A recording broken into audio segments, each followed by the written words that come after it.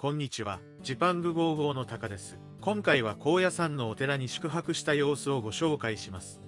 前回の動画で高野山の観光地を紹介しています。まだ動画を見ていない方は概要欄に詳細がありますので、確認してみてください。このチャンネルはホテル紹介を中心に日本の魅力をご紹介しています。お得な旅行情報を知りたい方はチャンネル登録していただけると嬉しいです。それでは早速向かいたいと思います。高野山は和歌山県北部にあり、大阪駅から2時間30分ほどです。こちらが今回宿泊する正定神院です。1000年以上の歴史を持つお寺です。前回紹介した奥の院の入り口近くにあるお寺です。ここは食事の精進料理にも力を入れています。精進料理とは仏教の戒に基づき、殺生や煩悩への刺激を避けることを主眼として調理された料理です。主に山菜や豆が使われています。正定神院ではミシュランガイド2022年で一つ星獲得の料亭、味吉兆が監修しています。高野山ふもとのお野菜を使った精進料理を提供しているそうです。楽しみですね。お寺の待合所には立派なソファーがありました。お部屋は午後3時からチェックインできます。チェックイン前でも荷物を預かってくれるので助かりますね。係の方が館内を丁寧に説明してくれました。午前6時30分から午前7時30分に自由参加で朝のお勤めに参加できます。泊まるお部屋に案内してもらいました。今回は一棟貸し切りプランで予約しました。隣の建物も泊まれるようですが、宿泊者は我々だけのようです。早速中に入りたいと思います。中は昔ながらの日本家屋のようでした。お寺と聞くと家具などがあまり置いていない部屋を想像していましたが、普通の旅館と変わらないですね。隣の部屋には布団が引いてありました。暖かそうですね。浴衣、タオル、歯ブラシなどもありました。部屋は3つもありましたが、特に用途はなかったです。大人数でも泊まれそうですね。私は荷物置き場に1つの部屋を使いました。洗面台も綺麗です。水回りが綺麗なのは嬉しいですね。ドライヤーも置いてありました。お風呂場も広く浴槽もありました。浴槽も意外に広いので、2人ぐらいは同時に入れそうですね。シャワーもちゃんとついてます。シャンプー、ボディーソープもありました。トイレも綺麗ですね。先ほどの洗面台とは別に2つ洗面台がありました。朝の準備の際に便利ですね。ストーブは各部屋に1つずつあったので助かりました。テレビもありますね。ポットにお湯も入っていました。茶菓子とお茶も用意されていたので嬉しいですね。茶菓子は地元で有名な弥勒石のお菓子でした。程よい甘さでお茶に合って美味しかったです。他にも護摩行と呼ばれる儀式で使用する木もいただきました。木に願い事を書き、お祈りしながら火にくべます。後ほど参加したいと思います。部屋の説明や朝食の時間は英語表記でも説明文があるので分かりやすいですね。外を眺められるように椅子も用意されています。お寺と聞いて古いと思っていましたが、思っていたより新しかったです。一棟貸しのプランなので綺麗なのかもしれません。お値段は一棟貸しプラン、土日宿泊1泊2食付きで1人14,500円です。お部屋は壁区切りプランと一棟貸し出しプランがあります。壁区切りのお部屋はもっと安い値段で宿泊できます。残念なのは Wi-Fi がないことです。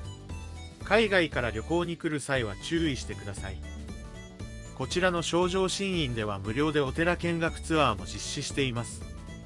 早速参加してみたいと思います。お寺の本殿にも泊まれる場所があり、数は多いですね。見学ツアーは1日3回あります。宿泊者じゃなくても参加できるそうです。お大師さんですね、が室町時代のお大師さんを書いたものです。普段はこれ霊宝館にあるものでして、特別に今お借りしてます。これで撮っても大丈夫ですか？大丈夫です。もともとここの所有のもんですが。江戸時代に描かれた弘法大師です。画風が少し違いますね。朝の神様を祀っています。だから50年ぶりに来てるんですね。まあ、ここら辺の50数か寺あるんですが、毎年その持ち回りで回っていく。だから今年はたまたまここへ来てるっていうのは、50年ぶりにここへ来たと。中身はね、ちょっと我々には見せてくれない神様の本だね。ありますが、やはり昔はですね、身分の違いですね。身分の低い人はこちらを歩いた、あるいはこちらで控えたと言われています。で、この屋根にかかるはしご、これは昔小屋さんもですね、かなり遠で風の多いところでした。しかもこの山の上ということで、水回りが非常に悪い。この屋根の上にですね、水の溜まった桶を置いてまして、火が出た場合ですね、これ駆け上がって、その桶を倒したと言われています。合天井といいまして、過去の上の人ですね、しかやっぱりここでは座れなかった。普通の天井じゃないというやつですね。本当だ。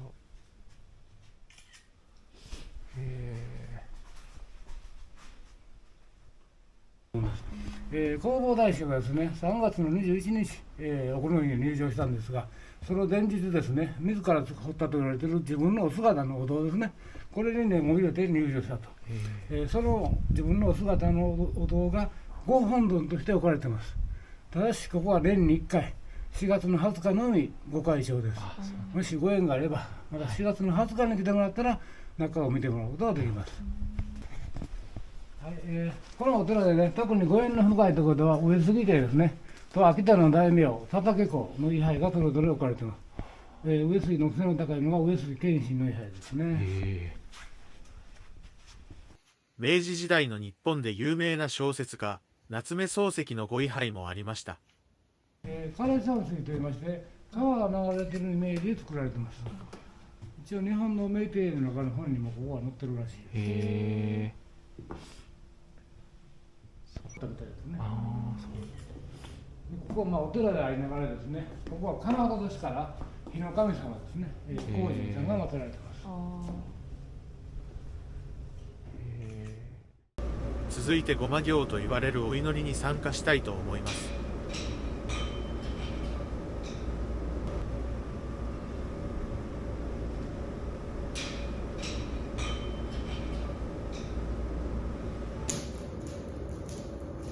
お経を唱えながら火をくべていきます。そこに願い事を書いた木を入れます。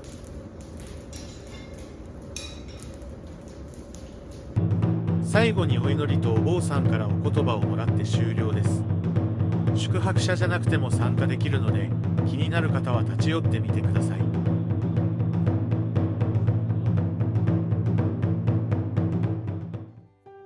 部屋に戻ってきました。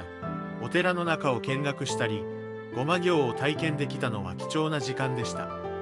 それではこれから夕飯を食べたいと思います。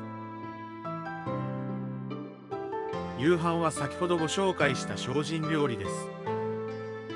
大広間のような場所で食べるかと思っていたら、個室で食べることができました。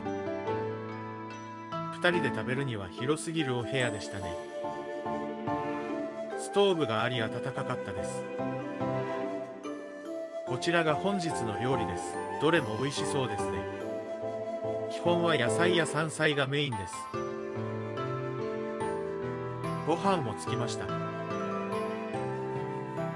かなり寒かったので温かい食べ物があるのは嬉しいですね。全体的に味もしっかりついていて美味しかったです。薄味なのかなと思っていたのでびっくりです。さすがミシュラン付きのお店監修の味だと思います。量はお肉やお魚がないので、たくさん食べたい方には少し物足りなさを感じるかもしれません。3月上旬に訪れたのですが、まだまだ寒かったですね。冬場に訪れる方は注意が必要です。夕飯を食べた後は前回動画でご紹介した奥のインナイトツアーに参加したいと思います。こちらがナイトツアー出発場所の慶光院です。宿泊している正常心院から2分なので近いですね。お坊さんが解説付きで奥の院を案内してくれます。宿泊者じゃなくても参加できます。値段は当日申し込みで3500円、事前申し込みで3150円です。英語ツアーもあるようです。概要欄に詳細を貼っておきますので、気になる方は確認してみてください。この東西が 3km で南北が 2km です。この小さな町の周りをですね、8つの 1000m 級の峰が、ありまして、でその8つの峰のまたさらに外にまた8つ峰がありまして、これを外八葉、内八葉と言いまして、この町をちょうど真上から見ますと、この蓮の花びらのような形をした町があります。そういった小さな町の名前でございます。で今現在ですね、お寺が117家事あります。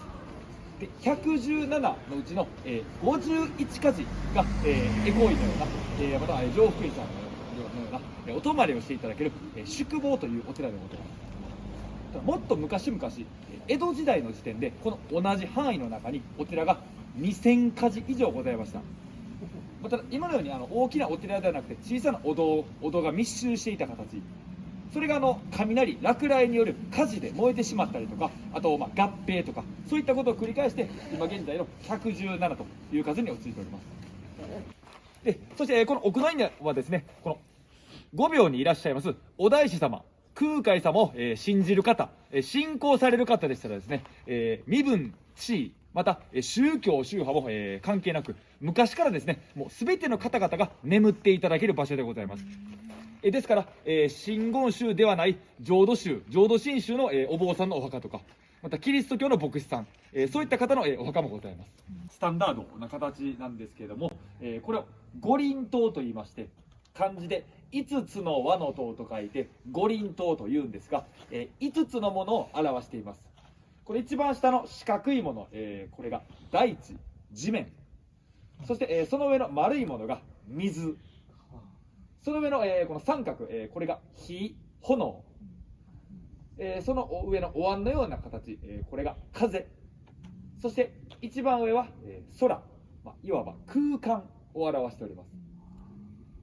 地、水、火、風、空と、言いまして、仏教ではですね、この5つの物質、また5つの性質によってですね、宇宙は、全部、できているというふうに考えます。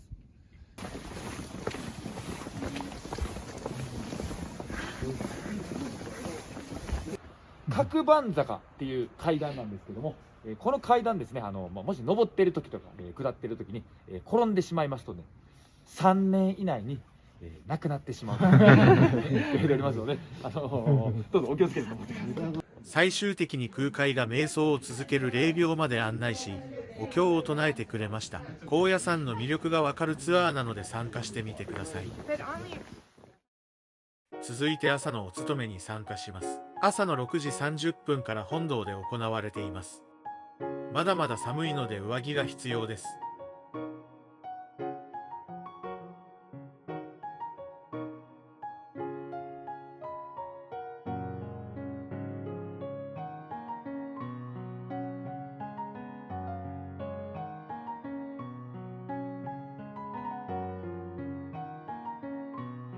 お経を1時間読みます。参加者は基本的に椅子に座っていれば問題ないです。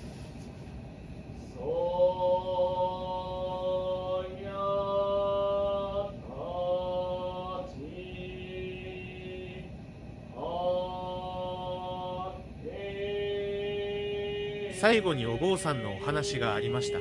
ストーブもありますが、かなり冷えるので気をつけてください。それでは朝食を食べに行きたいと思います。